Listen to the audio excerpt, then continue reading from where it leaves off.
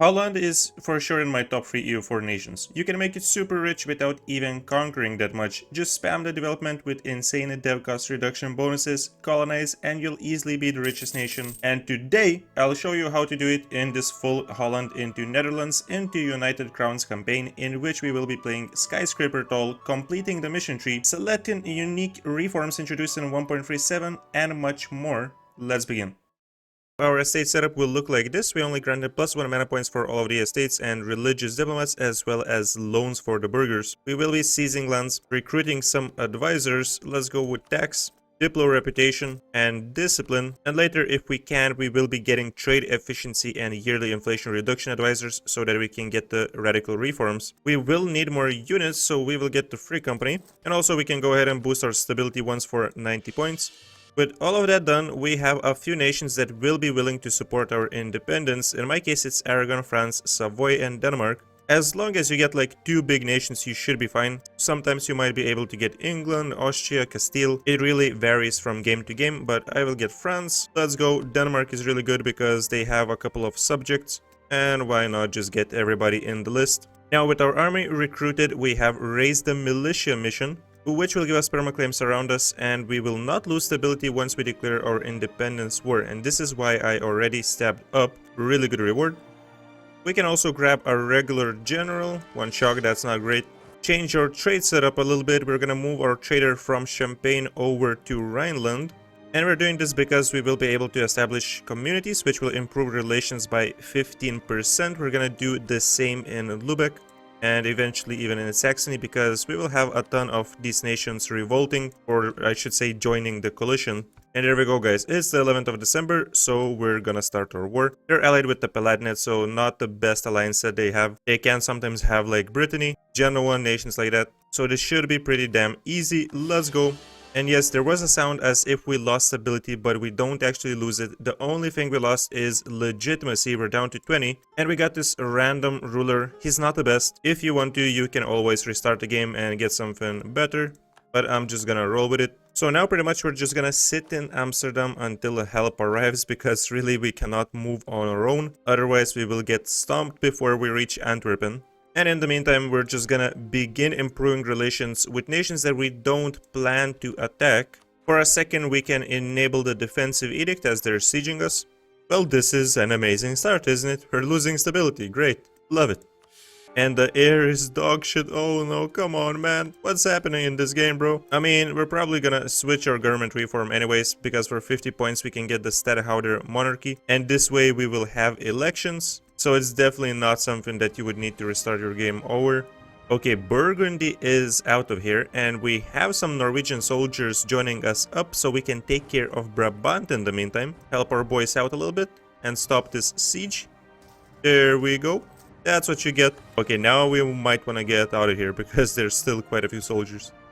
And yeah, about this war, we will be able to keep some allies afterwards, so it's great getting big nations to support your independence. You can definitely keep someone like Aragon, and if we give like 1 province to France, we should be able to keep them too.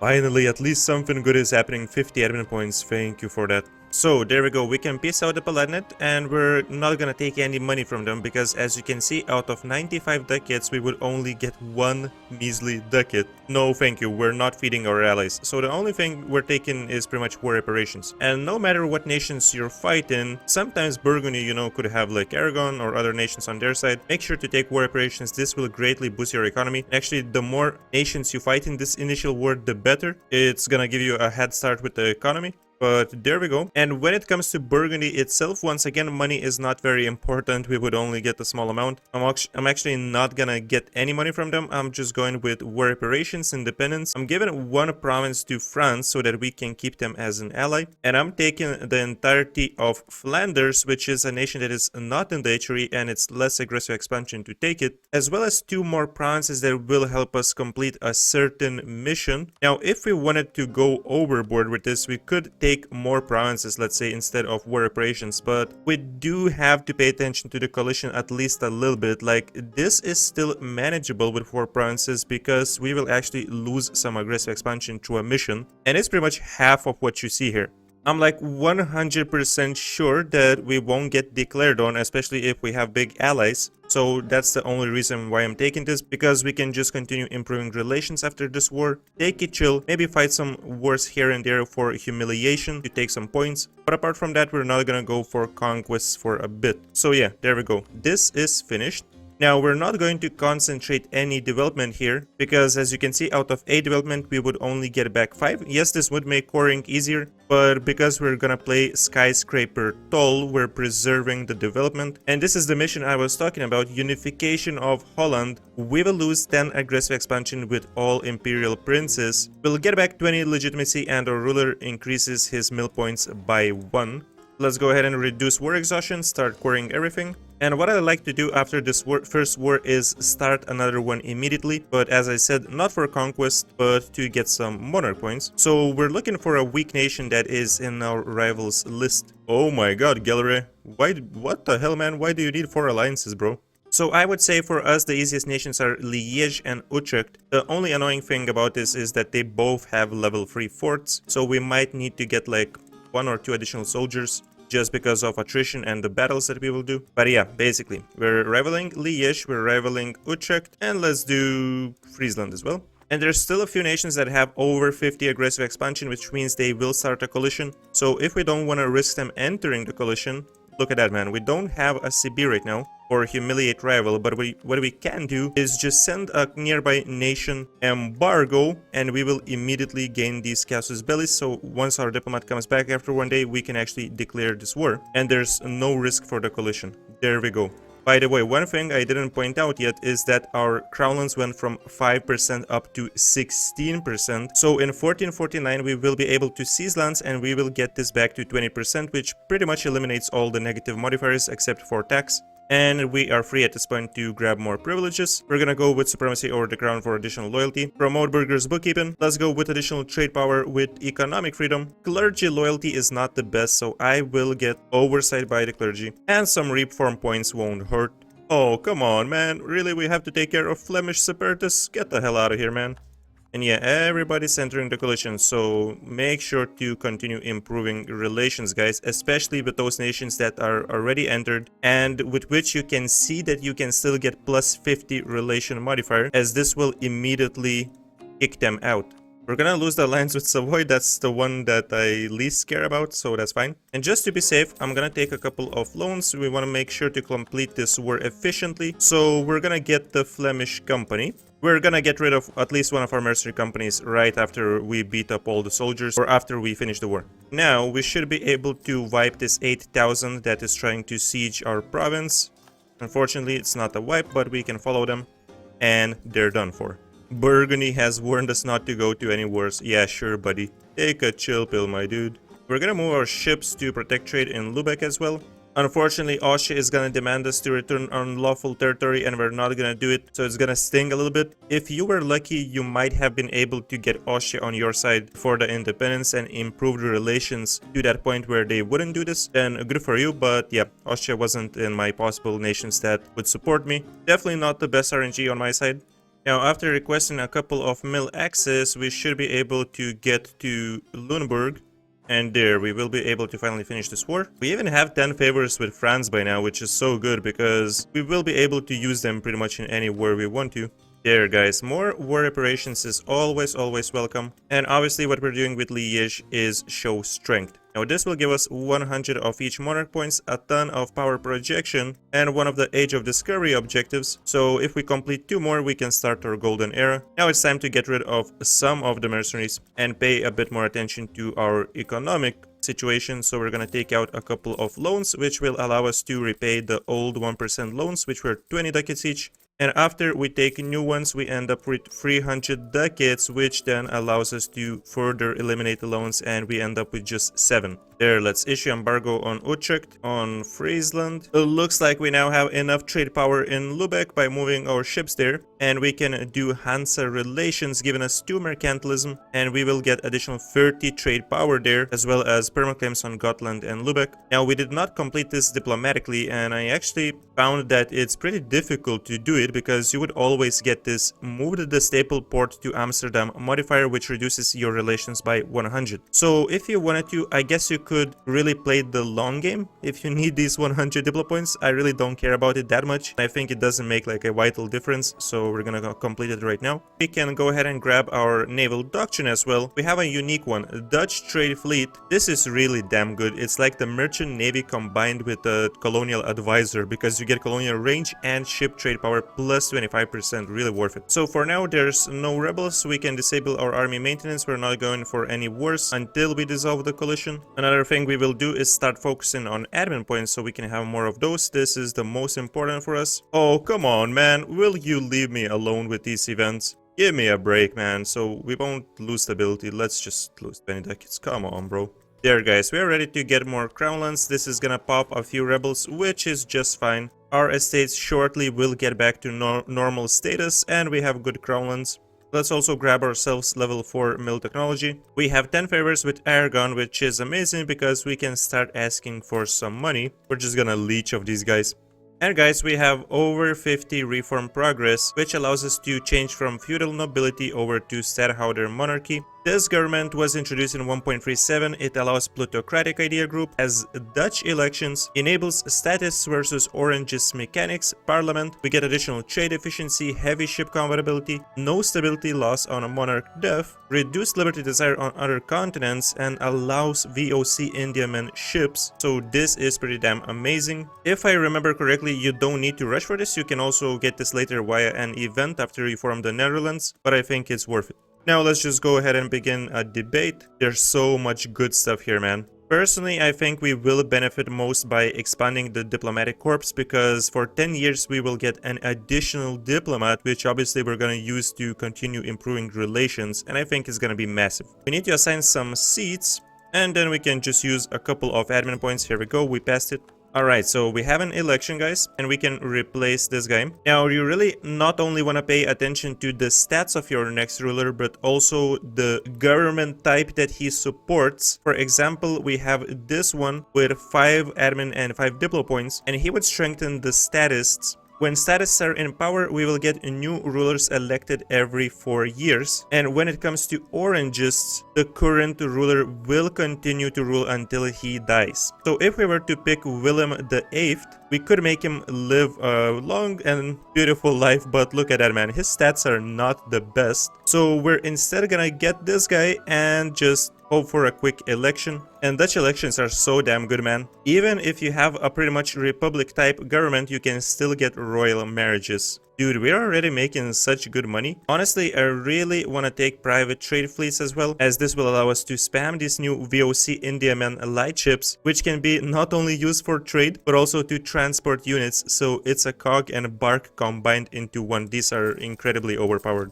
Okay, so France needs our help. We are a loyal ally. Obviously, we're gonna help them out. What they're fighting for? Provence, Lorraine, yeah, sure. A good event? Is this reality? Anyways, guys, so yeah, I wasn't boosting our stability because we did it initially, and we're now really pushing for level 5 admin technology so we can have our first idea group. Normally, you can definitely boost this once manually before taking such an event, so you can pretty much have 2 stability at a lower cost, but this is not my priority right now, so I'm just gonna take it. Oh, no, no, no, Milan, you better get the hell out of here. We don't play around like that.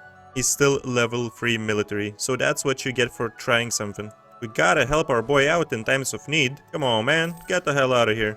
Leave our blue friend be. I love the fact that barely participating, we are still getting some money from this war. Oh man, France is such a good ally to have. Now, that's what I'm talking about. With our new oranges candidate, I would quite love to keep this one. Decent stats. We actually got most of the nations to leave the coalition. Oh, that's all. There's no more coalition. There we go. So guys, we're not gonna just start recklessly expanding now. First of all, what I want to do is pop these rebels. There, this is done. Now we can also work on this. We can get Venice to share knowledge to us, which would be amazing. So let's improve relations with them. We're pretty much not gonna wait until we get Renaissance for level 5 admin because we wanna go and unlock our first idea group. And it's going to be infrastructure ideas. Usually I don't pick a admin idea group for the first one, but I really love picking infrastructure first with the Netherlands. It really helps you a ton when it comes to economics, and you can start playing tall much faster with this development cost reduction once you finish it all. Also, it's a really good pair with exploration ideas, which is the next idea group that we're gonna go for. Okay, finally, I was waiting for this. France ended their war, let's grab more crown lands and let's drag them into a different war ourselves. And as I said, we're not gonna just start expanding like that. We can take the opportunity to declare wars on small nations like Gallery and still grab a ton of monarch points from them, because we're not looking to have like the widest empire possible. We're only looking to have the lowlands, the English Channel provinces. I think the more humiliation wars you can have, the better, and this is pretty damn easy to deal with, especially with an ally like France. Come here, boy. So he's a bit annoying because, yeah, Brunswick and Friesland is already over here. We're not that strong yet compared to them. They're also level 4, which is why once again I'm gonna get a couple of mercenaries. Just playing it safe, and maybe we can get like a decent general. Oh yeah, that's what I'm talking about. That's what I'm talking about. Now we can certainly show them who's the boss by completely wiping them out. Okay, boys, here we go. We have Comet sighted. That's right. This is what I was excited about. Yeah, no. I was excited about knowledge sharing from Genoa. So Renaissance is spreading by 1.45, 1.56. We can speed this up a little bit by expanding infrastructure as well. We already have a Renaissance in Bruges, and now it's just gonna spread insanely quick into our other provinces. There we go, guys. We also have events like this one. Nobles look to the Prince of Holland. We can strengthen either statists or orangists. And as I said, guys, we're looking forward to getting this ruler to live for as long as possible and rule for as long as possible. So we're going to strengthen orangists. Come here, Friesland, give us cash war reparations. And with this war being done, here's our additional monarch points. Thank you very much. And also, because we constantly keep our power projection above 50, we constantly get +1 mana points monthly. Now, we could do the same with Utrecht, but they're allied with Burgundy, and I really don't want to mess with that piece because it's gonna expire in 3 years, and we will do a normal conquest war versus Burgundy. Actually, we want to start getting some claims on them. The last jousting tournament, really in time for that Burgundy war. Thank you very much for that. We have Renaissance present in all of our most valuable provinces, which makes it only 26 decades to embrace it. This is amazing. Here we go. We can upgrade our technologies to level 5. We're back in the game, boys. Let's get our first infrastructure idea as well. Brittany and Burgundy will be our new rivals now. Let's see who's gonna buy it off us. We have Denmark, and pretty much that's it. No other big nation wants to buy it, so yeah, they can have it for 1.39 decades. With this new debate, let's go and ask for 30 Governry from Progress and 25% increase for 10 years. Immediately, this allows us to get the next reform. I think we can go with Ministerialis promotion, giving us advisor cost reduction. Grab more crown lands, 31%. That's what I'm talking about. Now, what we're gonna aim to take in this war is pretty much these 2 provinces, and if we can, even 2 Wallonian provinces. We'll see how the aggressive expansion will look like. Do we need to drag in both Denmark and France for this? We definitely don't, but I still will. Why the hell not? Let's make it as easy as possible. Oh, Aragon as well? Sure. Oh, there we go, boys. Oranges strike again with an amazing event, morale of armies and navies. Only for 5 years, but it's still a really nice boost. Oh yes, excellent. Construction cost minus 10%. Burgundy, dude, what the hell are you doing, man? You're done for. France is just sending 37,000 units just like that, casually. It's his entire army, dude. Talk about a loyal ally, man. Full commission to the cause. Yeah, guys, we're not gonna push this. Yeah, we're not taking 4 provinces, let's be real. We're just gonna take Brabant, which is a tiny coalition. And with the last siege, here we go, where we were just looking forward to get more war reparations. Tiny bit of cash. Awesome, awesome, awesome. war is done, and by the time we did it, we even cut the coalition down by a bit. Now, with our 2 new provinces, we have in Flanders Fields, which, there we go, we get this event. We can change the culture in Antwerpen to Dutch, and for 20 years this province gets local trade power modifier plus 20%, or we can lose in all Flemish provinces 15 years of separatism and get a skill to stab cost advisor 50% cheaper. We're gonna go with the second option. Eventually we want to get this advisor. That's gonna be a ton of admin points, but for now we're just gonna get trade efficiency because we can get the radical reforms this way. Yeah, we can still increase our innovativeness by getting level 6 military, which is awesome. Oh, screw you, Austria, get out of my face, man. And Gelre is so huge, holy crap, man, they ate up Utrecht. That's gonna be a juicy war in the near future. Until then, what can we do? We have Savoy, England. Maybe we could go for like a humiliation war versus Savoy. Oh, damn, they're allied with Castile, but we still might be able to do it. East Frisia be like, I'ma enter this coalition. Dude, nobody cares about you, chill. We are very close to being maxed out on diplo points with no real good use for them right now. So it's time to start developing our provinces at least a tiny bit. And because we're not really looking towards using our admin points yet, we're not gonna develop past 15, which is the benchmark where we can expand infrastructure. Once we do expand infrastructure, then we will continue developing these specific provinces. So France doesn't want to help us in this war because they have good attitude towards enemies. Maybe we can fix this. I would love to. So we're gonna reduce opinion. Let's see. Is this gonna be good enough? Yes, it is. We just need a couple more favors. That's great. Alright, we have the Burgundian succession quite damn early, 1467. And the Emperor has inherited Burgundy, which means they're under PU with Austria. Yeah, that's not the best case scenario. And if something like this happens, I think you can alt F4, guys, until you actually have all the lands that you need from Burgundy, which would be all the English Channel provinces and of course, lowland provinces. But that's only if you want to have an as easy game as possible. We're in this campaign just gonna pull through anything and we're gonna continue rolling. Okay, let's rival Gelre and we can do Scotland too. That's interesting. Wait. We might actually be able to do this. They're allied with France, but we're gonna drag in France into the war with Savoy. And then we can also do a Scotland humiliation. Oh my god, this is gonna be beautiful. Okay, we need our ships back. Let's also build a couple more barks. We need to have 30 ships. I'm gonna go ahead and take 1 loan for that too. We have our first Age of Discovery ability. Let's go for Justified Wars, reducing our aggressive expansion. The next one is definitely going to be higher developed colonies. Oh no, these guys are now in that. Come on, France. Why are you doing this to me? There, we have it. Nice, let's go. Humiliate rival. Invite both of our allies. We can transport 12 regiments, and Scotland has what? 16? Oh damn, they have a big army. But they're losing a war versus England, so we're gonna immediately declare this humiliate rival war anyways. And honestly, we still have a tech advantage, so I feel pretty damn confident about transporting 12,000 units straight to their capital. Good city management, the usual for Holland. We get +1 stability, lovely stuff. Now we can get one of these abilities, and honestly it might not be the worst idea to get Forgive Usury to reduce our inflation a little bit. Yeah, let's get that. I love it, guys. By barely even doing anything, we have show strength available, 100 of each monarch points. We are maxed out on a mill, so we actually need to start developing our stuff a little bit more. Hey, you know what? For these next 10 years, let's get another 10% dev cost reduction with land reforms. Have some ducats, and we can grab a little bit of corruption. Having a corrupt government is always beneficial, right? To be honest, I really want to start our golden era before we get level 7 admin technology, so we're just gonna develop Amsterdam.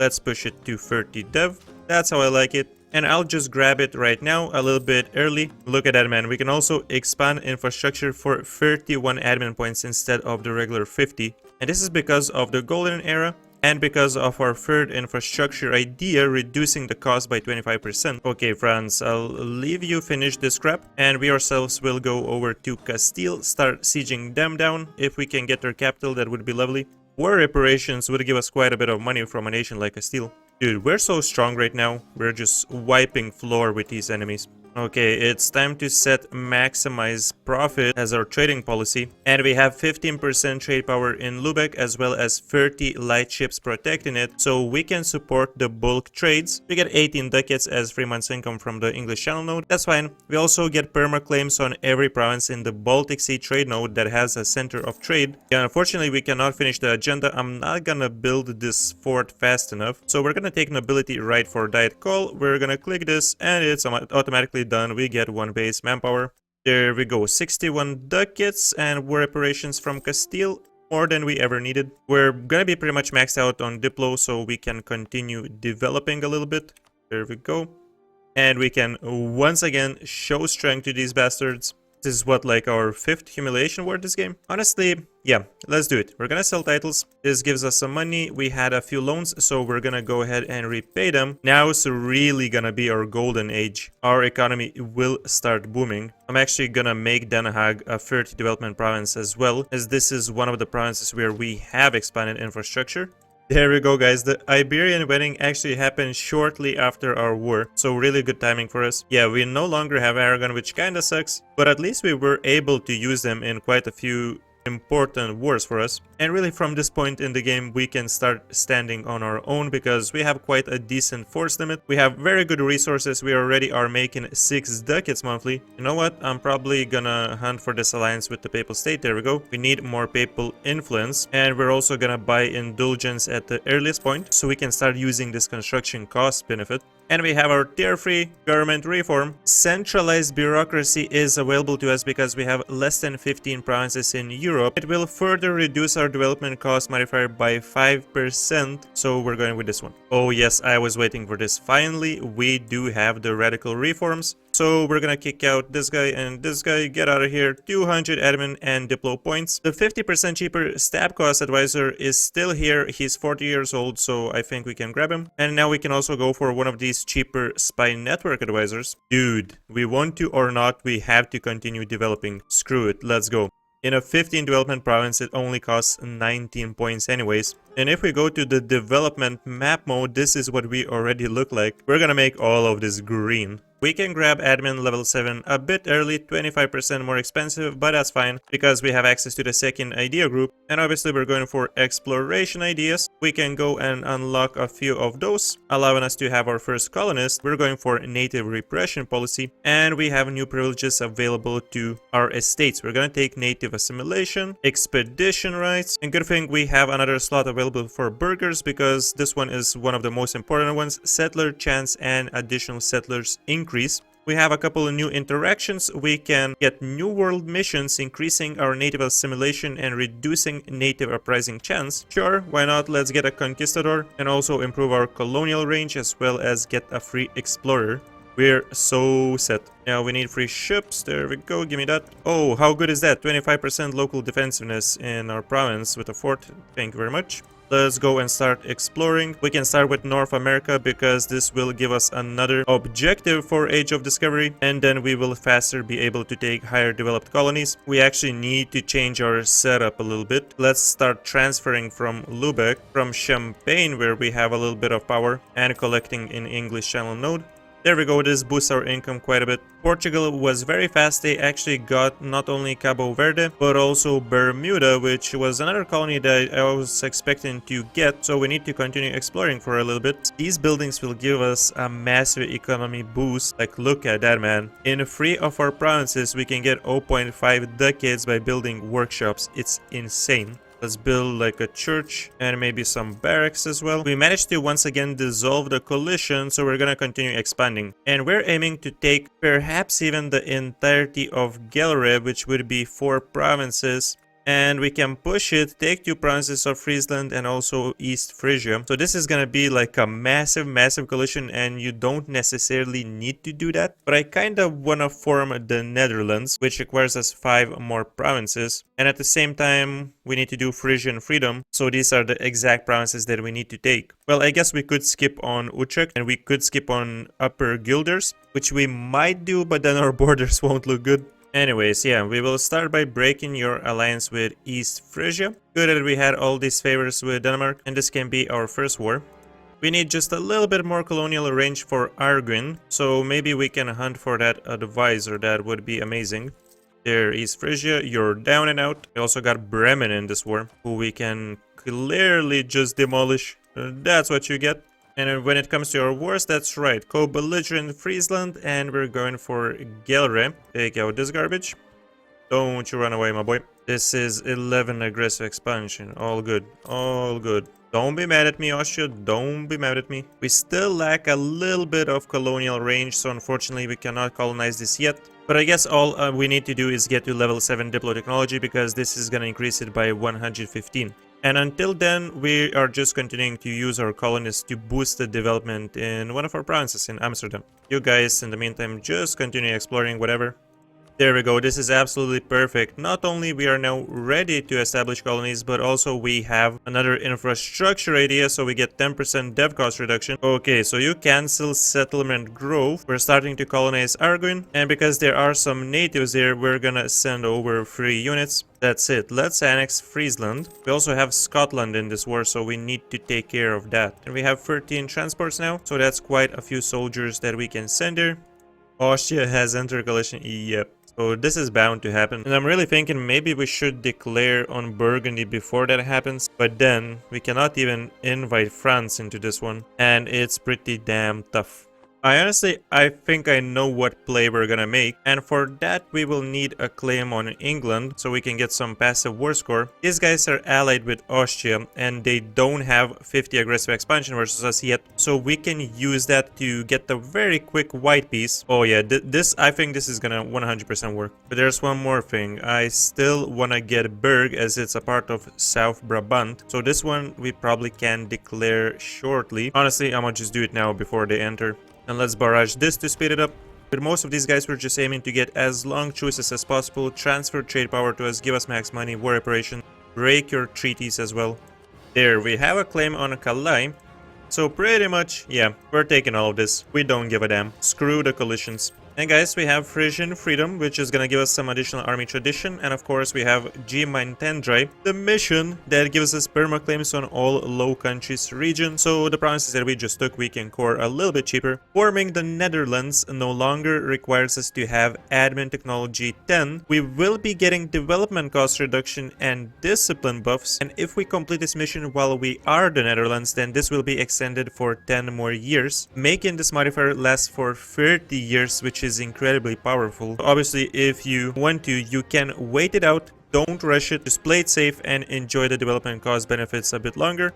But we're not gonna do it, we're doing it right now. So all we need to do to form the Netherlands is core up Utrecht and Gelre. We're gonna start doing that right now. So guys, we're gonna once again seize lands. At this point, we're gonna stop selling titles because we are doing really good economically. So the further we grow our crown lands, the more reform progress we're gonna get. We can continue building stuff. We can get a few more workshops. We can set new rivals, which will be England, Castile and Austria. I really didn't want England to enter the coalition. They haven't entered yet. However, they soon will because I actually won't declare a war on them. We can prioritize forming the Netherlands, and once we do form it, the coalition will be temporarily dissolved, and that is when we can strike. Now, obviously, if we do form the Netherlands, we will leave the HRE. So we're pretty much locking ourselves out of getting the provinces in Wallonia, but we can take these at a later time. Now, there's a couple more things that we need to do, and we can reduce our war exhaustion. We have some issues with admin efficiency, so we're going to take one of the land right privileges, which is going to allow us to cancel a couple of our cores and core them up cheaper. There we go. Once we unpause the game, we actually lost the reform centralized bureaucracy, which gave us 5% dev cost reduction, and we need to replace it. We can do it for free. However, we're not going to select none of these options yet because once we form the Netherlands, we will get a unique tier 3 ability. Until we're ready to participate in a war, let's burn our army professionalism, deal with the rebels. And actually, I want to cancel the colonists in Arguin and colonize Brazil because Portugal is not prioritizing it. They're going for the Caribbean, so we can go and establish our own colony down here. Just before we leave this province, we want to make sure that we get rid of the natives. And there we go. With the last pop, we can go ahead and move here.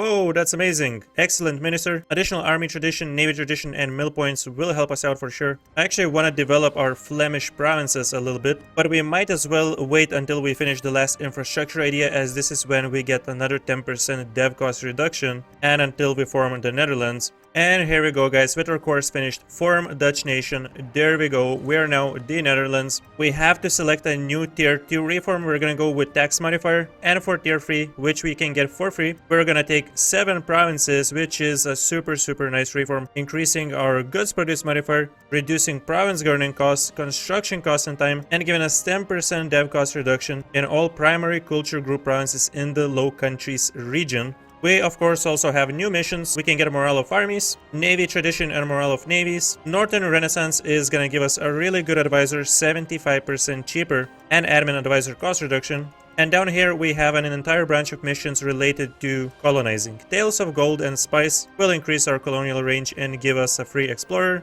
We get additional trade steering and ship trade power propagation from West Indies Company. Now for these next missions we need to colonize Caribbean, but this is being colonized by Portugal, so we will probably at some point just take their colonies. And for New Amsterdam we will need to set up a colony in Manhattan, which we can do shortly. Found in VOC will take place a little bit later as well, because we will need to colonize provinces in India and East Indies. And look at that, boys, everybody's leaving the coalition because we changed the tag, including England, which means we can now participate in this war. The bad thing is that now Portugal is going to join. Before they were not ready to join, but it shouldn't increase the difficulty too much, because we can also grab additional 10% morale of armies from Bless Ruler ability.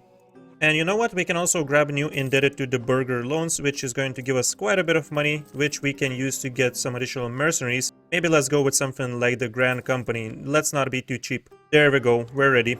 Come on, boys, make sure to barrage. We want to finish this war as quickly as possible and just go our ways, focus on colonizing. So level 8 is going to be a pretty significant buff with infantry fire. Let's take that. Let's go. Let's see what we can do. We right now have quite a few bonuses, so we have much higher discipline and morale than anybody else in this war. We should be able to destroy pretty massive armies.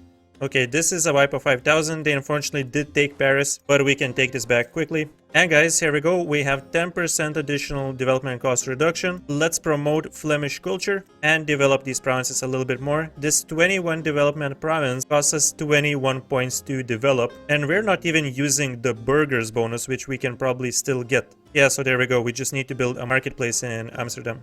You stepped to the wrong province, Austria. That's what you're gonna get. And England actually left the siege, which is a good thing. They're locked, which means we're going to fight here. And we have the support of the French soldiers. So England is getting their asses kicked. There we go, Burgundy. You wanna die as well. Let's make your wish come true. And here we go. We have a 10% dev cost reduction from burghers. Expand infrastructure for 30 points. It's 9 points to develop a 21 dev province. That's right. This is absolutely crazy. And here we go. By developing a few more provinces, we managed to finish cloth trading, which is going to give us all provinces in Low Countries region trade value modifier from 20 to 30% depending on the culture. You know what? I think we can take a second to build a few more of these VOC ships, and maybe let's get a flagship as well. We can make this a light ship, additional movement speed, additional trade power. We have this unique one, Dutch Courage, which increases fleet morale by 10%, but we're gonna use this navy basically for transporting units and trading. So let's get additional integrated marines too. Let's see this experiment. Will England abandon a 57% siege to protect his boys? I think they won't be abandoning it. Yep, that's right. That's a free wipe, and we can go for this stack as well. Completely demolishing everybody. And boys, here we go. We can switch our primary culture to Flemish. This is gonna become super important once we can complete the mission Cities of the Low Countries. Austria doesn't want to take part in this war any longer, which means we can take full money from them, war reparations, and even end their alliance with England. Dude, this advisor is actually sick. He's level 4 for 4 ducats. Actually, let's just max him out. Incredible. And yeah, so let's not be too greedy this time. We can finish this early. Let's take 500 ducats, our war target, and war reparations. There we go. We are now finally free to start colonizing, playing tall. So let's see if before our truce runs out, we can grow our development to match England's development, which is 509. We have so much money right now, and we're getting 10 ducats monthly from war reparations. Yeah, let's begin building some stuff. We can definitely start with some churches, just max them out in our entire nation. We can also start declaring some wars, starting with Potiguara, and even on Jolov, which we made a couple of claims on. There we go. And what do we got here? We have at least 3 provinces with at least 20 dev and 3 buildings, which means we have Low Countries universities giving us 50 of each monarch points, and our most developed province in Low Countries will get a university. So for this next one, we need to grow our innovativeness to 50. We're on track for that. We have 35. Oh, come on, man, that's such a bad timing. We have 17,000 rebels that are about to spawn in Gelre and Friesland. Dude, all of our troops are in Africa, man. Okay, we're coming back. So there we go, we can finish this war and take all 3 provinces, which is amazing. And we can pretty much do this every 20 years. They will keep migrating, we can take more stuff. We just need 1 more colony here, and we will have our first colonial nation. That's quite a bit of money that we can take from the African nations. Always nice. And finally, guys, there we have it. Full annexation of Jolov. Now, we're definitely going to concentrate some development here wherever we can and enter some provinces into the trade company, especially the ones with additional trade power like the one in Senegal estuary. Other than that, pretty much just trade centers. Love it, man. 17 development province Utrecht costs 5 points to develop. Yep, that's what I'm talking about. Let's spend a ton of mill points and admin points as we have these laying around pretty much. And perhaps even sell titles to get 1.2 thousand ducats. We're still up to 33% crownlands, and we can use this money to continue investing in our nation, upgrade our centers of trade up to level 2s, get some barracks going on. Now this is pretty damn important because we have been running low on manpower. Check this out, boys. That's a pretty damn nice improvement from what we had in the first video. This is getting real green. All of these provinces are pretty much 30 dev now. Land reclamation is gonna distribute 5 additional diplo development.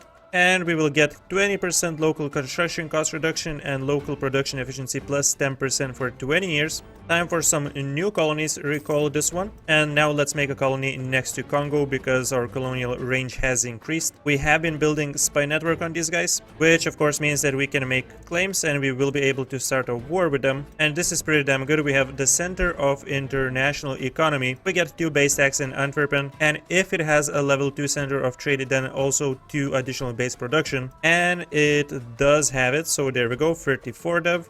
Oh, France, you need 128 ducats. How inconvenient, because I've just spent all of our money, but I'm still gonna accept though. With a tier 4 government reform, I think we can go with maintain balance of power to get additional diplomat, always useful. Maybe there are some nations that we can still make leave the coalition, and this could help us a little bit as well. We can take additional 10% improved relations bonus. That's a pretty damn decent event. Architectural development, 100 of each monarch points, and it only costs 300 ducats. Yes, please. We're just around 60 development away from England, but our truce is gonna expire in a few months, so we need to be very quick. Whoa, okay, now we actually get this in a really good province. This is gonna be massive for trade. And this we can pretty much cut a little bit of short. We're gonna come back later. For now, just concentrate and core it up. We now have more development. We just need to increase our navy strength in these next couple of months. And we are still building some ships. And we got it. And our truce expired this month, so this was very close. Restoration of Union Casus Belli on England is here. Thank you very much for that. And obviously we're not waiting a second longer because they could enter the coalition as soon as the next day. We're just gonna declare it. Get our troops back from here, and then we can start fighting. Okay, we're gonna need to get some mercenaries. We have a little bit of a rebel problem, and our manpower isn't great, so independent army will do for now. Oh man, that's a really good advisor. So when it comes to Portugal, in this war I want to take 1 province, and that would be Ceuta, so that we can start expanding in the Maghreb, fight Morocco, fight Tunis. While we're sieging it down, we can go ahead and finish our last exploration idea, and of course we now have our first policy. It's colony development boost. So while it is the age of discovery, we're gonna get 6 additional development in each of our colonies because we also have a higher developed colonies bonus. Obviously this is not gonna last for much longer as it's already 1500, but even in the next stage we're gonna get a free development in all of our new colonies, which is still really good. There we go, just give us Ceuta and money, you can leave. Our first naval battle with England, and our ships are much stronger at this point. We are dominating them. Get destroyed. what do we got here? We have the supremacy in the channel, which will now give us 25 diplo points for the center of trade provinces that we have in the English channel. And we also get a skill 2 trader 50% cheaper. The missions just don't end. We also now have over 60 loyalty for clergy, and we have 4 privileges granted to them, which will give us 100 admin power. Immediately we also have access to Dutch humanism, and we get tolerance of heretics, innovativeness gain plus 50%, and 1 additional innovativeness. Oh my god, what's up with these missions, man? There's more. Influx of immigrants. The enforced interfaith dialogue burghers privilege no longer gives a malus on clergy loyalty. Not like it matters because we're maxed out here. Alright, when it comes to our parliament debates, let's focus on colonizing. So we're gonna grab an additional colonist and settlers for the next 10 years. This is so cheap and it's really cool. So now in the province of Friesland, we not only have the birth of a new city, we obviously have the 7 provinces organization, but also the birth of colonialism as well, and it gets major colonial port with additional trade power, and we get all of these amazing benefits with monarch points, government from progress, and prestige. Dude, I was just gonna say, our ruler is 66 and I was 100% going to gamble, enforce the union and hope that our ruler doesn't die. And fortunately, we actually have an election and we don't need to take this risk. So if we strengthen the status, it's still going to be orangists in control. We can definitely take this amazing ruler with 12 total stats. We don't need to push for anything else. If we wanted to be really greedy, we could take some centers of trade, but I actually don't want to ruin our borders. So I'm gonna leave everything to England, but that is something that you can definitely take in your game if, for example, you don't have a bad situation with aggressive expansion like us. There we go, guys. We enforce the union. Now, one thing we need to do is just improve relations. That's it. If we have positive relations with them, at least 0, then they won't be able to break away. Immediately, we will be losing the alliance with France, which was expected. Of course, we want to search for new allies, and in our case, it would be Venice or Hungary pretty much. And I honestly think we can ally Venice, even though they are not fond of the papal state. We will be switching our religion at the earliest convenience, so we don't really care about keeping high relations with the Pope. And about the missions, glorious revolution, guys. The second option in this event is a total bait. You don't want to go for it because we don't care about 25% integration costs. We will be going for the first option, which means we are able to recruit mono warships and we get a level 3 naval reformer 75% cheaper. Now guys, let's go and spam forts. We need tons of forts, and that is for one specific mission. I honestly will probably even sell titles. 43%, we can get back 5, and we still have 38%. We had a couple of loans, so we can eliminate that. And we can even start upgrading some of our monuments, such as Amsterdam Bourse. Let's get this to at least a level 1 right now. From here, guys, we will pretty much focus a lot on colonizing and developing our provinces. And of course, defeating the rebels. We will be having quite a few rebel factions. Need to take care of that, otherwise they're going to reset the provinces. Pretty much they will keep spawning unless we demolish them before they get any occupations. We can have so many of these marines right now, I'm gonna spam them. And this is the event that I was talking about in the first video, guys. Constitutionalism and the general estates allows you to change your government type. You can become a republic or stadtholder monarchy. There's actually not that many differences between these two. If you notice, the reform modifiers are a bit different. The monarchy means you don't lose stability on monarch death, and with the republic you get more maximum absolutism. For now, we're just going to keep our government because we already switched to stadtholder monarchy. And here we go, guys. We are colonizing North America, specifically Manhattan, and we have the mission in New Amsterdam completed, which will give us some additional development there. Alright, there we go. We have a free colonist. We can begin colonizing the southern tip of Africa, Cape. A very important province. And a cool thing about Cape is that once your colonists are always pretty much immediately add the province to your trade company and you get a merchant. And speaking about colonizing, we have established colonial Brazil, our first colonial nation. We're going to make this a self-governing colony because this way they get an extra colonist, which means they can expand faster. Excellent, minister. Indeed I am. Indeed I am. 100 mil points. Thank you very much. Now we're hunting for a defensive advisor. Let's kick these two out. Actually, you go out of here as well. There we go. Fort defense level 2. And this means that we have access to fixed garrisons. We were building forts for this and we got the advisor. Now every province in Low Countries that has a fort gets a local development cost minus 5%, local production efficiency, and fort defense plus 10%. And should we ever complete defensive ideas, these modifiers will be doubled. So we can take our time, unlock whatever ideas we want to prioritize, and later on get defensive, and we will get some additional buffs. I wouldn't say that as Holland or Netherlands it's worth to like rush defensive ideas. I think there are better ones, especially if you're playing a colonial game. Maybe if you're playing solely just development game, then you could get something like infrastructure defensive. But obviously for our colonies, we want to go with exploration and expansion. Oh boy, Protestantism is enabled. Now, we don't really care about that. We are waiting for Reformed religion to show up. Dude, come on. They're declaring wars on our colony. Will you guys knock it off? We gotta enforce peace. This will happen, and we can pretty much avoid this. It's actually a good reminder. To make our colonial nations richer and more powerful, we're going to give them subsidies. With our current income, we can definitely afford to give them like 10 ducats monthly for 10 years. Sure, let's do it. There you go, boys, have fun. And obviously, because of the mission that we completed, we're continuing to spam forts in every province that doesn't have it. It's just that good to have all forts. These modifiers cannot be beaten. And we have a few diplo points. Before I also forget this, let's switch some of our cultures to Flemish. This also means in the future we will get additional buffs.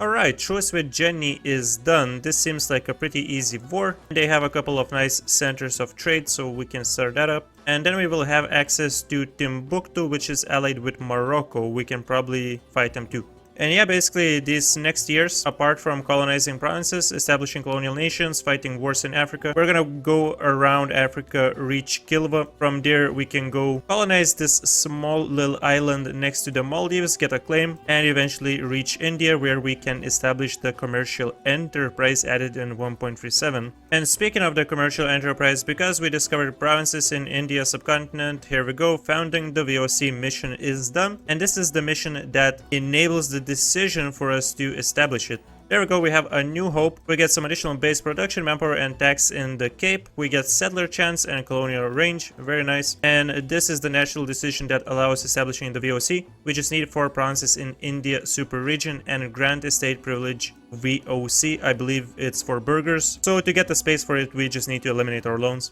Oh wait, we have another one. But this one can actually wait because it will give us 200 splendor, so we can use that in the next age. This one is ending in 100 months. Looks like we have at least 50 light ships now, and we have an admiral, at least level 7 diplo technology. This mission is going to enable 2 new privileges, and which one we get really depends on what we want to achieve. Do we want to get more trade power? We get the maximized cargo space then. If we want to make our ships, the VOC ships I should specify, stronger, then we get diversify the flutes, increasing ship cannons and hull size. I think eventually we will be just getting maximized cargo space. And if we want to fight naval battles in the future with, let's say, like Castile, Portugal, honestly, I think we're good without that privilege. We can get manowar heavy ships, and they already have naval morale damage plus 15%. Okay, so England has some problems with rebels, and the good thing is that we can take them out, and we can this way improve our relations with them. We'll get to positive relations a bit faster this way. We could also send them gifts, but I don't think it's really necessary. That's something I would have done if we didn't have a young ruler. There we go, guys, only 355 ducats for us to enable colonialism, as it has spread to quite a few of our most valuable provinces. And we have level 9s. Soon we will be able to unlock another idea group. Oh, come on, man, these vultures, everybody attack Jenny. We need to make sure that we get at least some of these provinces. Oh, everybody wants colonialism, and it seems Venice is offering us the most money. You can have it. Timbuktu immediately entered the coalition. I see how it is. Well, that just means that we need to start a war with Morocco. I love it. While Tunis and Morocco are focusing just one province, we are basically infiltrating them from 2 fronts. Here we go, we can siege down Tafla, and we're sieging down Tunis forts. We have better ships, it's time to upgrade them. More trade power, always welcome. And here we go, guys, we have a maximum war score. We can take their entire coast. Nobody will be able to get a piece of that, well, except for Tunis, who is probably not going to attack them. That's how I like it. We have a couple of new centers of trade, which we can once again enter to our trade companies. Regarding colonies, we're now making our 4th colony in Colombia, and we're also gonna declare a war on Arawak, which is going to be the 5th province, and we will have our 2nd colonial nation before Castile was able to establish it. Damn, I didn't realize this, but this is actually going to be over 100% overextension. Well, this is going to be quite a few rebels then. Oh yeah, that's because we couldn't finish the score. Stupid rebels, man. I hate them. Actually, I want to culture convert more of our stuff so we can take assimilation and settlement policy. I love how we have all the solutions in our parliament. There we go, that's much better costs. Alright, so our truce with England ran out. We haven't been able to reduce their liberty desire too much, it's 75%, so what we're gonna do for now is enable support loyalists down to 55, and one remaining thing we can do is develop some of their cheapest provinces. It's only a few points to develop really. There we go, we can keep them at around 45 for now. Dude, I love how Netherlands have tons of events like Erasmus. We're getting 100 Diplo points out of thin air. And a skill-free advisor 50% cheaper. Oh, how the turns have tabled. Our self-governing colony is now declaring wars. A lovely sight to see. That's right, once you give them subsidies, they definitely make a bigger army and they're more confident. And guys, there we go. It's the age of reformation. Without waiting for anything, let's grab our 200 splendor. Patronage of the Arts Burgers privilege is upgraded. We don't really care about that because we're not gonna use it anyways. Okay, as we're still waiting for reformed religion, we can grab levy church tax, use this modifier for the last time construction cost. Way too many points, boys, way too many points. Since we're already converting this province, we can go ahead and start developing this like crazy with mill points. Dude, this is actually starting to look really nice, green as a garden.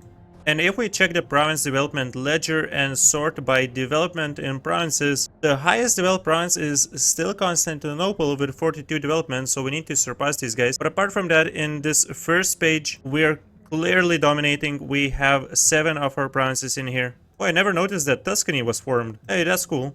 Alright boys, we're gonna take this a tiny bit ahead of time, level 10s for all technologies to be honest, because we're going to unlock our third idea group and it's going to be expansion. Here we go, let's immediately grab an additional colonist and we also get tolerance of heretics +3. With you, my friend, we're going to colonize this province right next to Kilva. I want their gold mines, but it's such an annoying war, man. They allied half of the world apparently.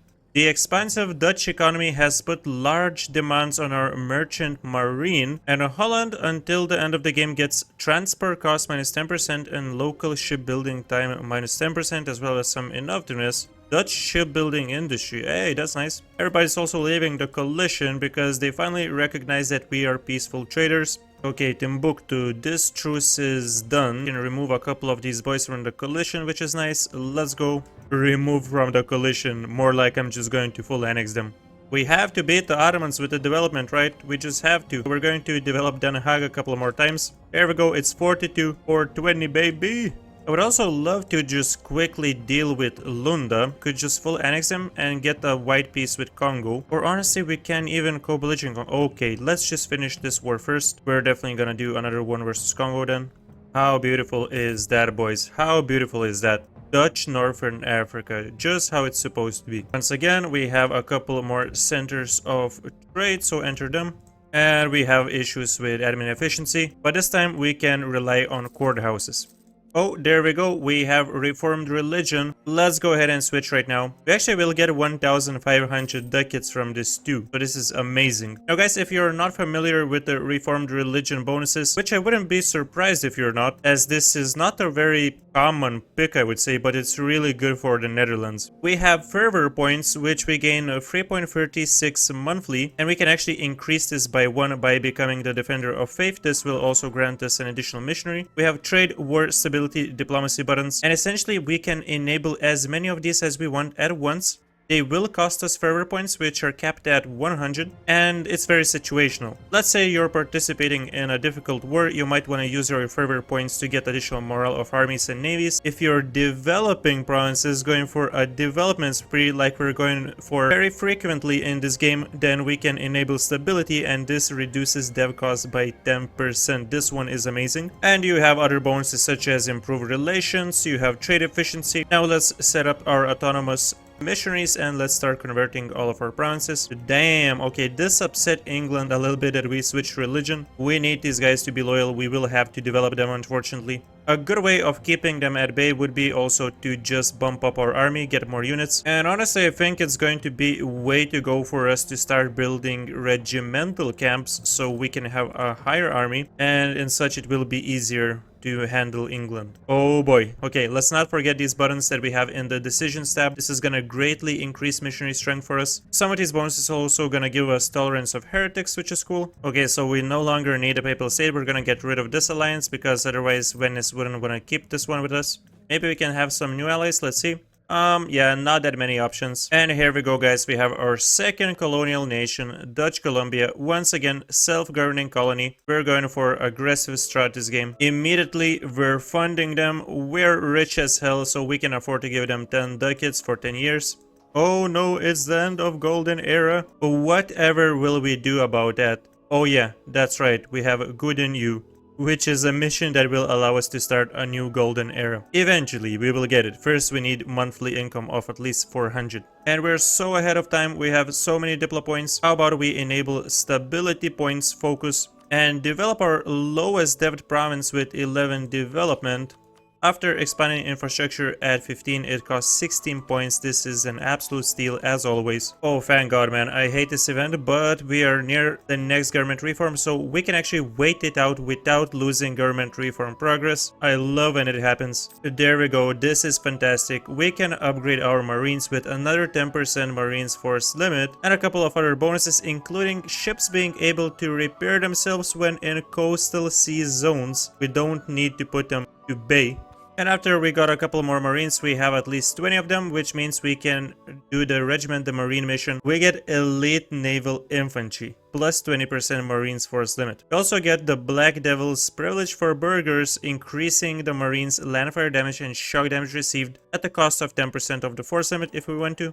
If we only had space, boys. I mean, we can get rid of one of the nobility privileges. Hopefully later we can also get rid of the burghers ones. I mean, after we sell titles, we will get rid at least of one. Alright, one more conquest done. And how good is that? We have Dutch Congo. Pretty much the entire area. Congo itself is left with one province. We also have Kikondia, Chokwi. Don't care about these boys. Oh my goodness, these events are just superb, man. 1,300 decades, just like that. Gold and diamonds. Honest pray for honest work. That's right. Oh my god, that's a lot of rebels. That's the one thing about colonial gameplay. If you conquer too much, these are, you know, different religions, different cultures, there's going to be a ton of rebels. We pretty much need a bigger army, then we don't need to worry about it so much because we would be able to put like one stack in each region and make them autonomously hunt down the rebels for us.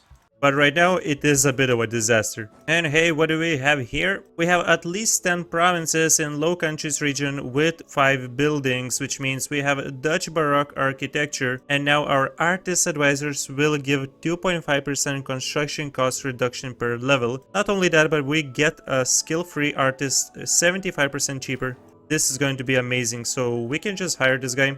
And we already have 10% construction cost reduction with him being level 4. Also guys, I forgot to mention, because we have infrastructure ideas, we also can expand administration much cheaper. It only costs 1 point at the first time, so we can do this at least a couple of times. It does scale up, it's now 4 and 8, but that's quite a bit of governing capacity for a very low cost. We need to trade in Ivory Coast, so we're gonna colonize the Gold Coast and Cape Coast. And this is going to be enough, I'm pretty sure, because we need just 2 centers of trade with level 2. Damn, boys, we have France colonizing next to us. Not sure how I feel about that. But these guys are not in the coalition. Remember, we don't have aggressive expansion with them. So if we wanted to, hey, maybe it's actually a good thing that they gonna colonize, because later on we're just gonna steal everything. There we go, guys. We can actually pick our first Age of Reformation bonus, and we're gonna go with war score cost versus other religions. At this time, we're already fighting quite a few different religions, including in the Africa fetishists. We also have totemists in North America, as we just completed a conquest, and we're definitely gonna go after Ichizi once we get them out of the coalition. Hey, so we probably had this for a while. I didn't notice, but we can now find the East Indian Company. Well, not technically, but we are colonizing a province right here. So there we go. We get +1 merchant and global trade power +5% and colonial range +25%. Nice bonus. Maldives is ours. There we go. Originally a Chinese beverage, tea quickly became the new Dutch national drink after its introduction in Netherlands.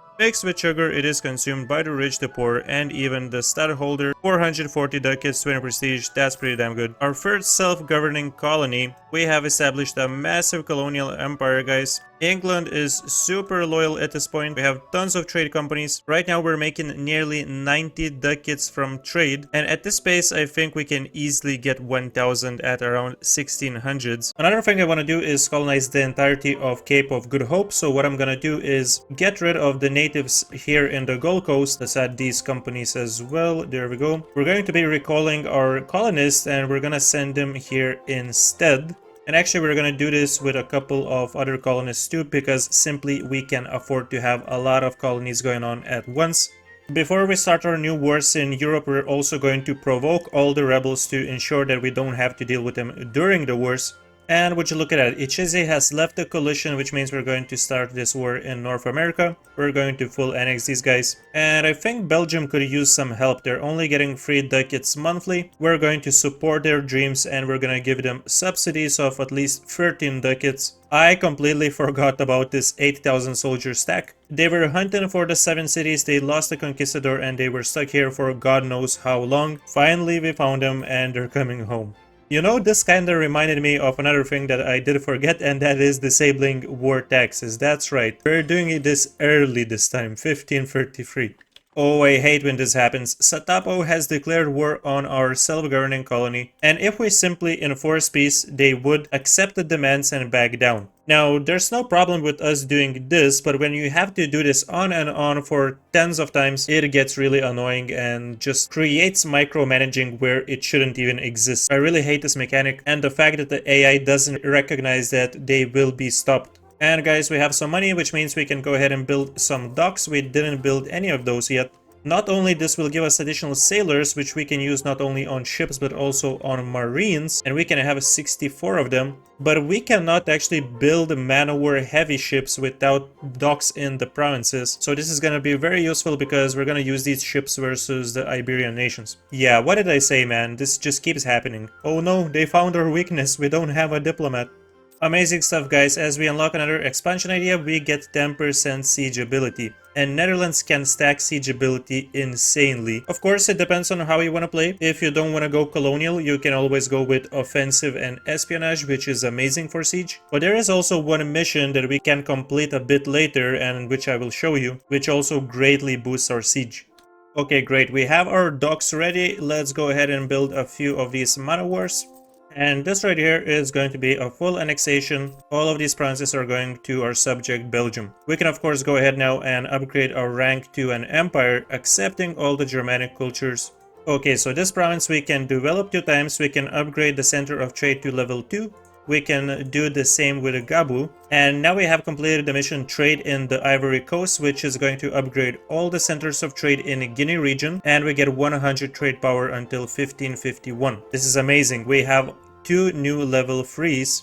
And then we have access to the Indian Ocean, nearly 700 ducats, 2 mercantilism, and some permaclaims. Guys, we have over 1000 ducats. We're going to spend this wisely. We're gonna upgrade the Amsterdam Boers Monument up to level 2, and we're gonna pretty much immediately finish it by investing our manpower. And there we go, the monument is finished, which means we can upgrade it to the maximum level and unlock the conditional modifier by completing this mission. With this done, this monument is one of the best in the entire game. We get trade company investment cost minus 10%, yearly inflation reduction, trade steering plus 25%, and we also get our trade building upgraded, which is now level 22 stock exchange, while we ourselves only have level 11. Okay guys, bad news. Looks like France is the defender of faith. I really don't want to fight them, but the good news is that they hate the crap out of Spain. And if we were to declare a war, they would still not join. And we can even drag in Commonwealth in here, and potentially even Venice, because we can use reduce opinion and get their opinion down by 100. Unfortunately, we have to promise these guys some lands, but obviously we're not gonna give them crap. There we go, conquest of Sevilla. We're going to co-belligerent Portugal. This way we will be removing Austria from the coalition, and it's time to take over Iberia and of course their valuable stuff in the New World. Looks like we can immediately also invite Denmark, which is always great. And we're going to simply focus Portugal for now. Come on boys, barrage every single fort. Dude, our navy with these man of wars is pretty much unbeatable. These guys have 53 ships and Portugal has only 16 ships. What is happening, man? It's like they want to give all this to us. I'm keeping an eye on Congo. They would join the coalition if we let them be, but if we're gonna declare as soon as January 1538, we can just take this province, which is a good one. It's a center of trade. There we go. Let's upgrade some advisors. Yeah, we're gonna get sieged for a bit, but we can just enable the defensive edict and wait for our boys to do the job. All we really need from Austria is just a white piece, and if we can get war reparations, it's just a bonus. Alright, since we boosted our stability to +2, we have status and oranges mission, and we can boost either the status or oranges. We're gonna go with the first option, and this means that status during elections will have +1 on all ruler stats. Perfect, here we go. We have white piece with Austria without even fighting them once. Denmark is fighting Russia.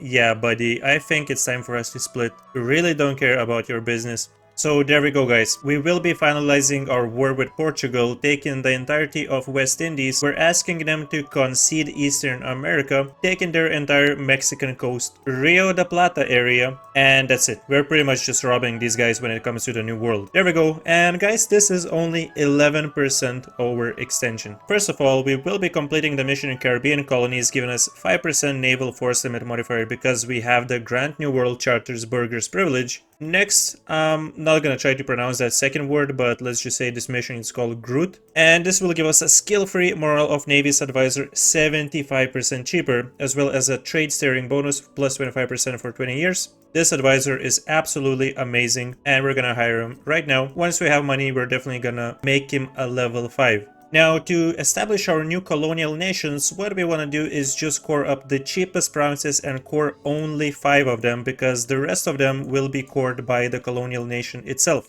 The same goes with West Indies. We're just looking for the lowest development provinces. When it comes to Spain, we're not going to be too greedy in this war. We're asking to concede Colombia, which is their entire colonization. They haven't colonized anything else. We're gonna grab a couple of trade centers. We need the province of Granada for the monument, and of course we can also take Malta as they own it. This is probably the best monument for us because we're gonna use this war score cost versus other religions constantly. We constantly fight different religion nations. And yeah, give us war ups, give us money. Maybe we can finish the state of Granada as well, and that's gonna be it for now. Absolutely beautiful. Okay, so for the next 1 year or 2 years, we will be popping all these rebels, and then we can start munching on India and go for some wars in the East Indies. Our monthly income has increased to at least 200, and now we have concept of free trade, which is gonna bump up the free enterprise privilege. It will increase trade efficiency by 10%, and we also get 100 diplo power.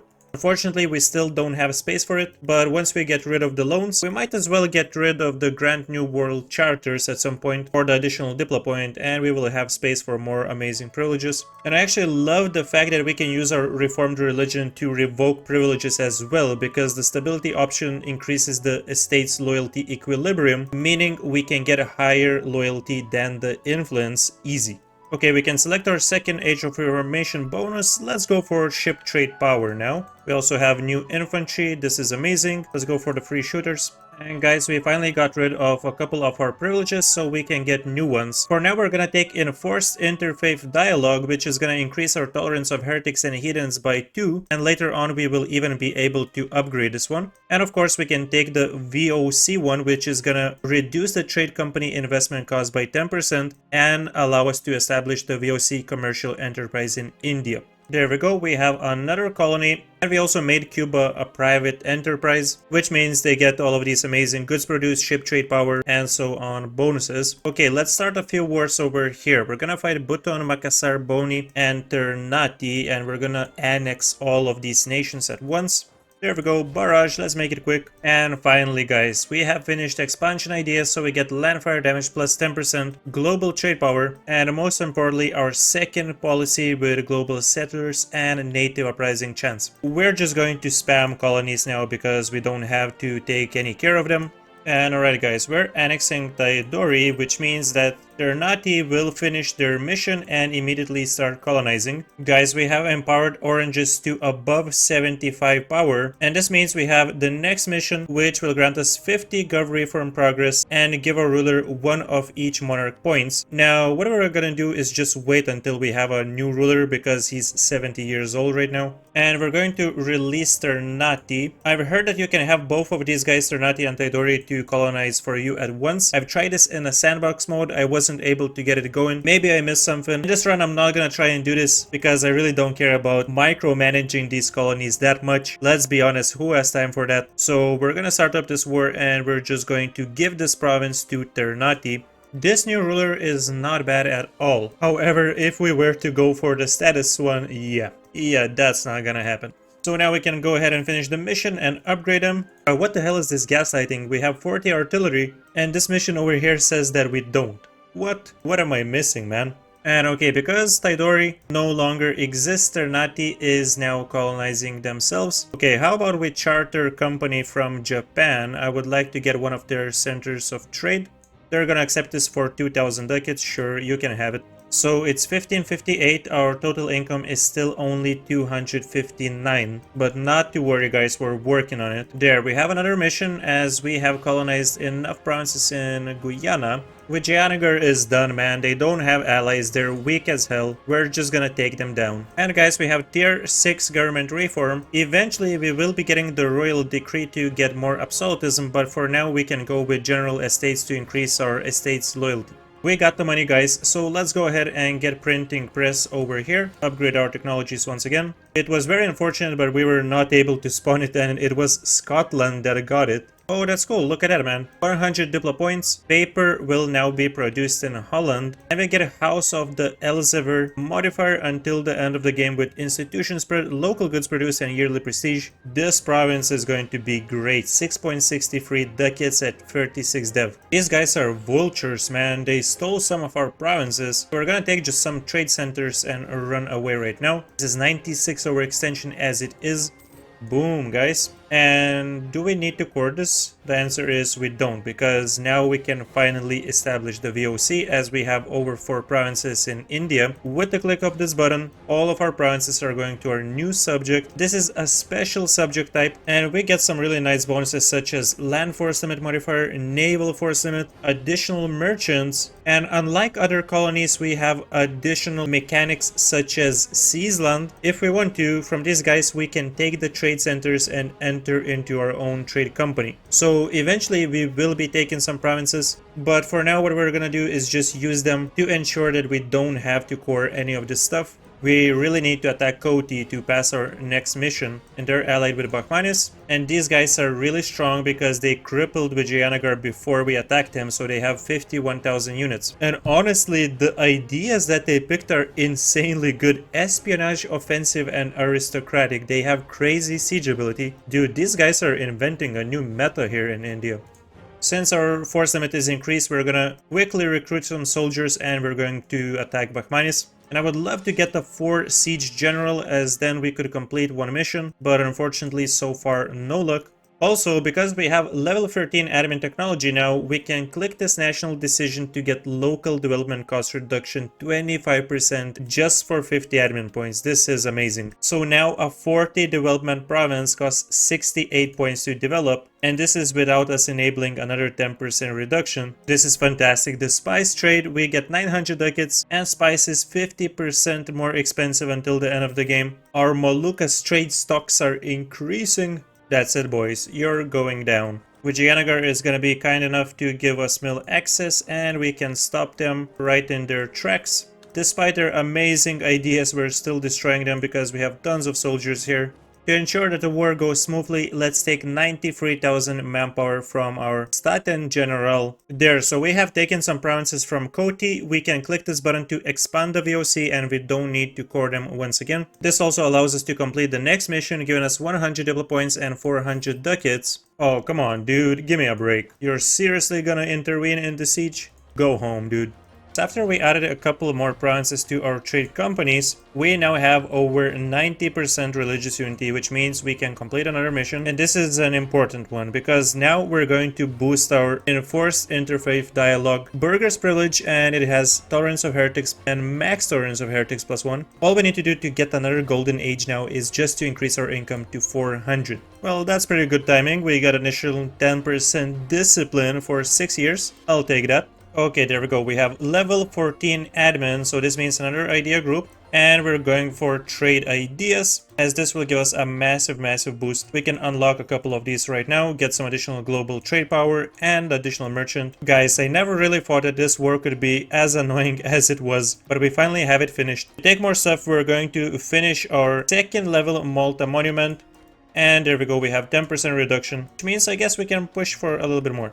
There we go. For now, this will do. Let's take some money and let's take all of these provinces, the entire coast, expand the VOC, and you can have fun. In the meantime, we're also destroying Kilva. Let's put them out of their misery and just full annex them right.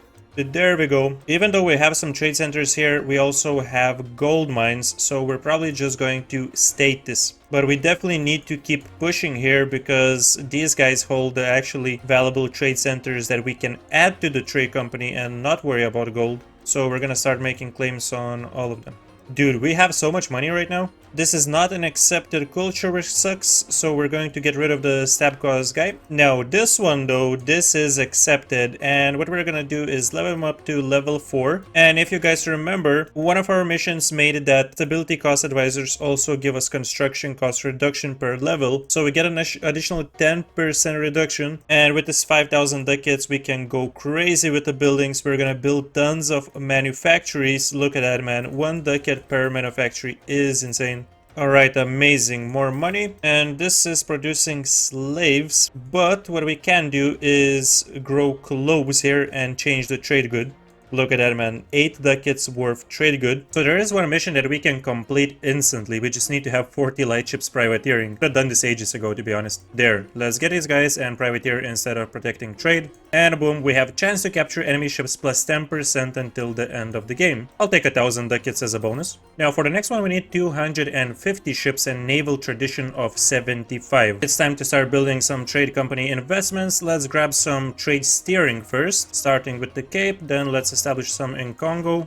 371. We can also go ahead and continue the wars. We also managed to circumnavigate the globe, which means we get 100 prestige that is converted into each monarch points, and that's gonna be quite a few points for us.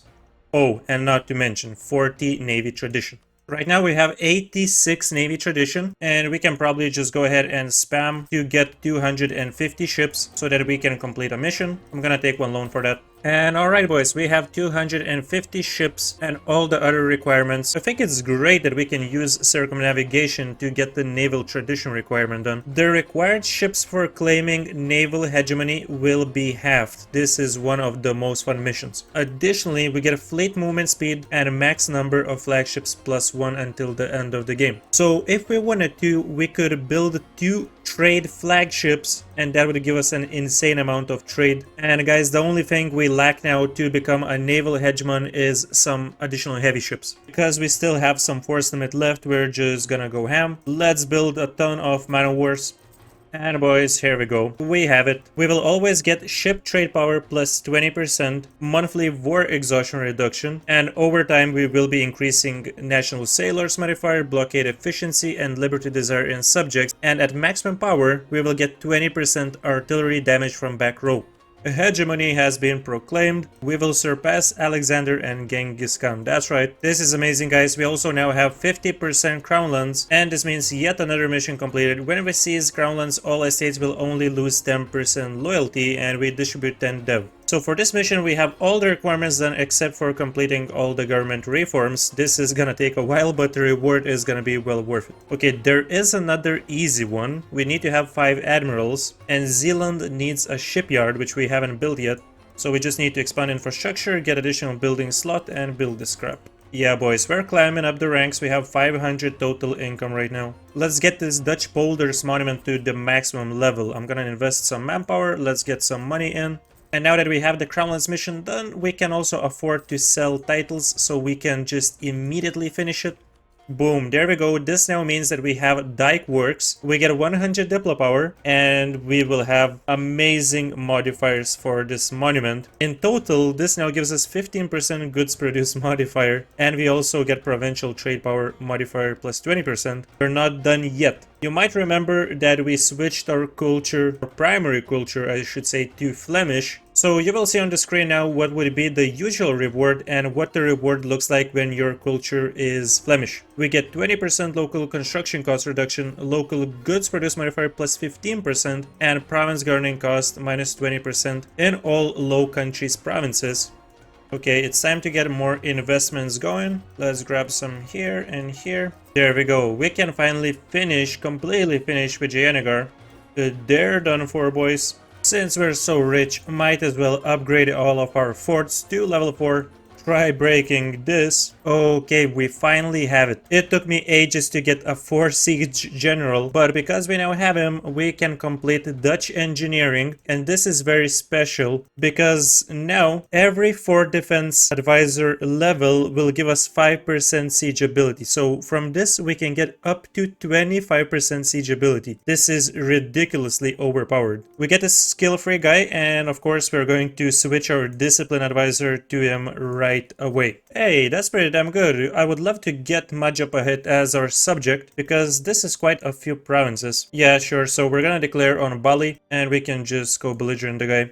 And we're once again maxed out on admin points, so it's time to develop. 66 points for a 46 development province. And not to even talk about Holland because it's even less, 55 for this one. At 40, we can just make most of our provinces to 50 development. Fantastic stuff, guys. Our monthly income is at least 400. We have the prestige, all the advisors, development, everything, and we can complete, I would say, probably the second best mission we have here after the siege ability one. This one is going to give us cost of advisors with ruler's culture minus 20%, and we straight up just get an additional golden age. So we can just complete this, go here and start a new golden era for 50 years, giving these amazing bonuses. Okay, let's spam these company depots everywhere that give 4 additional local trade power and production efficiency plus 50% in entire areas. We got the cash, we can get a lot of these. Dude, the Puya colonized so much, and there we go, we're just gonna take it all. We have unlocked level 15 admin technology, which means we can complete question of slavery. We will be able to abolish slavery without needing to be in the age of revolutions. What this means is that we have a new national decision, and for this we just need to reduce our overextension. Oh, would you look at that, man. Creation of the Amsterdam Stock Exchange. We have 2 options. We can get interest per annum reduction or yearly inflation reduction. I think the second one is going to be better for us because we have some gold mines and this increases our inflation, but we don't play with any loans, so we don't need the interest per annum. Dude, it's 1582. I cannot believe that Albania is alive. Now, how did this happen? The Ottomans are just not doing that much this run. So these 61 ships will add 1000 trade power wherever we send them. Yeah, so that's the benefits of having a trade flagship and tons of these VOCs. And we can still boost this up, to be honest, because there is another super good privilege that we can take. Oh, that's big truce. We can once again fight Bahmanis. Let's destroy these fools, man. Let's go. 420 blazed trade income. That's what I'm talking about. And you know what? These guys lived long enough. It's time to take Madagascar into our own hands. Okay, so I think at this point we don't need promote burgers bookkeeping. We have a couple of good options. We could straight up just take 10% trade efficiency, or we can go with the maximize cargo space, which is gonna give 50% ship trade power modifier for VOC ships. We have tons of these, so I think this is gonna be more beneficial. Oh my god, these amazing events just don't stop when you're the Netherlands. We could get a pretty damn good ruler, or we can get 100 of each monarch points and turn her into an advisor 50% cheaper, so that's what I'm gonna go with. Another mission that we haven't been pushing for, I simply didn't have 30% army professionalism until now because I've been slacking in recruiting standards, but now we're doing really good with the manpower, so this was naturally just done when recruiting generals, and we're gonna get this amazing event, Dutch military reforms. We're gonna grab reform navy because we need diplo points, and navy tradition is always good because it increases your trade steering, which means more money for us. So this next mission is also pretty much completed. We just need 200,000 strong army. We need to boost our army force limit a little bit. And what's a better way to do this than building officers' mess buildings, which increase land force limit by 5. Let's grab one here and a couple more over here. Wait, we can even use our Japanese province that we got ages ago for that. And that's what I'm talking about. This is growing nicely. There we go, we managed to build the army. The government reform Stasi Ledger will now grant additional 2.5% discipline.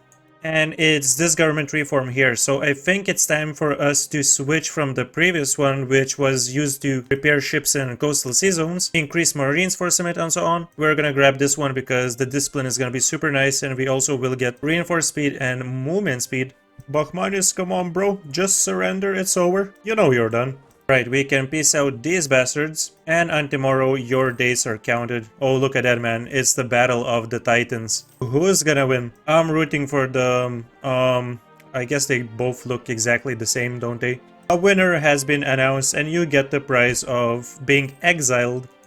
All of this is less than 100% overextension, which is amazing. And we can add a couple more provinces to our trade company. Guys, we have a problem, and that is having way too much cash. We're ballin'. At this point, I might start building manufactories for our subjects. And we can do the same with workshops and other buildings, why not? Okay boys, I will need to seize one province from you, so let's start with the trade center. Otherwise we wouldn't have been able to directly take the provinces ourselves, and it would be more expensive to take everything for the VOC company. There, as you can see, this is what we would be able to take if we gave these provinces to the VOC directly.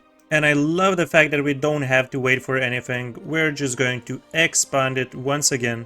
We have 10 years left until 1600, and we so far have 738 total income. Do you guys think we can do this? I honestly think we will need a little bit more time, but of course let's keep pushing.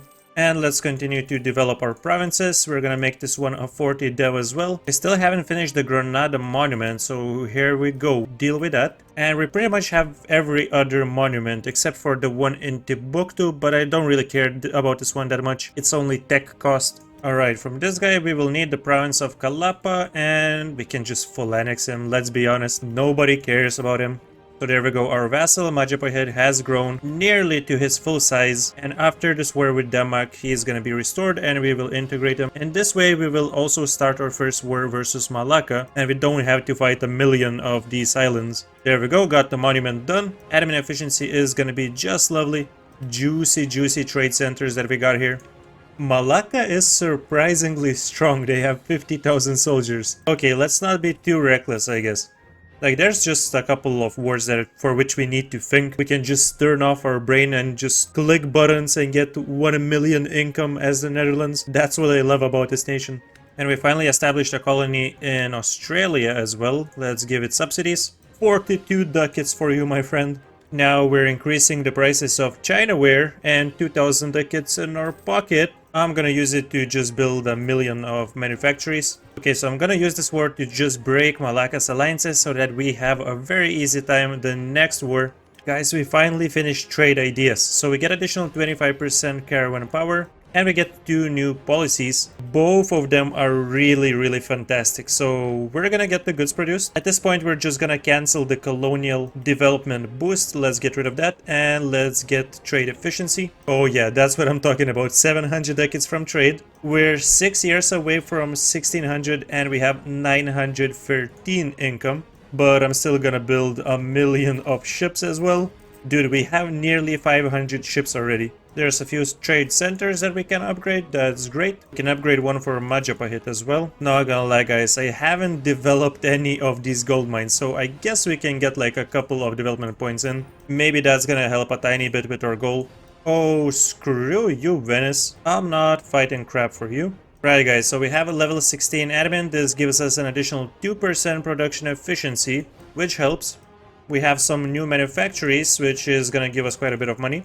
Okay, at least at this stage of the game, we don't really have to care about stopping the natives attacking our colonies, because it's really the other way around. Because of all the subsidies that we have been given these guys, some of them got really strong, like Belgium with 40,000 units. Right, so we finally no longer have any overextension. We have been in constant wars, but now that we're free, we can pass Abolition of Slavery Act. We get some tech cost reduction, and every province owned by us will stop producing slaves. So there we go, instantly we get new trade goods in tons and tons of our provinces. Damn, this is actually tons of provinces. Alright, so we have the VOC, we no longer really need the trade company investments as well, we can revoke this. And now we're gonna grab the trade efficiency. Dude, we're so close. Maybe we should expand a little bit by using some threatening action. There we go. With a click of a button, we're getting a 14 development province. Dude, we are so close to getting a province from Gujarat this way. Anyways, I think what we can do is another war versus Spain. And this way we can also drag in Portugal and avoid France, which would normally join. So again, we're just getting our buddy Commonwealth to help us out when it comes to Austria. And there we go. Increase our colony's tariffs. This costs admin points, but we have tons of these, so why not? And guys, we are so close. There we go, there we go. The 1st of May 1599, we have 1000 total income with over 600 balance. Now stick around because this is not over. And guys, there we go, we entered the 17th century and we spawned the global trade in Antwerpen. So this means we get 100 of each monarch points, 20 prestige, 25 governry from progress, and Antwerpen gets local trade power modifier plus 10% until the end of the game. These guys are struggling versus our level 4 forts with 105% for defense in a farmlands province. And it looks like we can already peace out Austria, which is just amazing. We also have access to tier 7 government reform. Now, normally because we're playing tall, we would be going for strengthened parliament, as this gives dev cost in primary culture minus 10%. However, we're about to enter the age of absolutism, so we really don't want to go with minus 20 max absolutism. And instead we're going to go with dynastic administration, which is going to increase our corruption a little bit, but it's fine. We can pay a ducat or two additionally to remove it and enjoy some all estates influence modifier minus 10%. So this is going to help us remove privileges if we need to. And honestly, we can start removing some of them, like religious diplomats, clerical education. We can get rid of right of council, even nobility expedition rights, because we're so rich we don't really care about the colony cost. And for now, we're just gonna keep the privileges that give us more money. This next admin technology level is so overpowered that I'm gonna take it right after getting global trade 7 years ahead of time. Dude, this is amazing. Admin efficiency plus 10%, more gov capacity, dev cost reduction, and also universities which reduce dev cost by 20%. With 30,000 ducats saved up, you know what I'm doing first. You just know it. We're spamming universities in every single province. So we cannot really use the new world missions anymore because we don't have pastor's influence. And I think guys, it's time to change our policy. We're gonna go with the native uprising chance reduction. So there guys, we're ready to finish the Portuguese war. We're robbing them. Oh, we're robbing them once again. Every single colony is belong to me. And of course, we're taking their trade centers. Thank you so much for your kind donation. Now, before we even think about coring these provinces, we're going to get this monument up to the maximum level right away. And there we go, level 3, just a couple of clicks. This is amazing. We get another 15% global trade power. And alright, we have finished some of the cores now. And we're just going to take every single tiny bit of the new world owned by Spain. That's right, all their hard work for nothing. This is 120% overextension, so we need to finish this Blambangan war quick and grant some provinces to our subjects. Come on man, 71%, seriously? Okay, there we go, that's what I'm talking about. And our issue is solved as we're down to 96 after giving Dutch La Plata some provinces. Guys, I think it's time to increase our army force limit a little bit. So what we're gonna do is change the colonial type of all of our subjects to crown colonies. Right after doing so, we can modify subject relationship and increase draft from colony, which will give us additional 5 land force limit for each of the colonies that we have. And just like that, we went from around 270 army force limit to over 368, which is insane. Okay guys, as we concluded a war with Malacca, we finally have access to this mission, which reduces trade company governing costs by 15% and unlocks us a couple new ones. Japanese trade, because we have a province in Japan that we got through chartering company. We're getting free mercantilism. Kyoto gets conditional modifier Dutch traders, which reduces tech costs by 5%. And as long as Dutch traders modifier is active, we get 55 trade power in the Nippon trade node. Next we have Fort of Batavia, which increases VOC Indiaman force limit by 10%. Amazing. And we would be able to complete the last mission here if we were to get acquiring Formosa, which requires us to have the entirety of Taiwan. We can have 370 VOC light ships. We're going to max out on them. Oh boy, and what do we have here? The first age of absolutism bonus. Now we could go for admin efficiency, we could go for yearly absolutism, but honestly we don't need any of this stuff. We will be going for Dutch commercialization, which increases our trade steering by 33%. Let's see how this impacts our income. There we go boys, we're actually now making above 1000 balance, not only total income. And because we have level 17 Diplo technology, we can go ahead and start spamming trade depots. We're gonna build this pretty much everywhere. Let's go, man. With the amount of money that we have, guys, check this out. We're gonna surprise strike Wu. All of these units are exiled because we just finished the war with Bengal. We're gonna move them all to the province of Gwangju. So he doesn't know that these soldiers are here. We can send 60,000 stack, quickly occupy it. I don't think he's going to challenge us. He's keeping 47 here and smaller stacks nearby. And he has no idea that we have 175,000 soldiers right here now. Dude, he's running away. Boom, get striked full. So guys, we only need Taiwan. Let's not push it more. There we go. We got what we came here for, which means we can complete acquiring Formosa, giving us a nice advisor and some upgrades for local trade power and fort maintenance reduction. And here we go, Dutch East Indies boys. The VOC Burgers privilege will now grant additional trade efficiency, VOC Indiaman force limit plus 10%. We get 6,000 ducats, some mercantilism, some monarch points, that's great. And yeah guys, we completed pretty much the entire mission tree. We can now go ahead get level 18 admin technology. Sure, let's unlock another idea group. Let's go with plutocratic ideas. But most importantly, we're going to unite the two crowns, inheriting England, gaining English as an accepted culture, gaining new traditions and ambitions, which we're going to accept.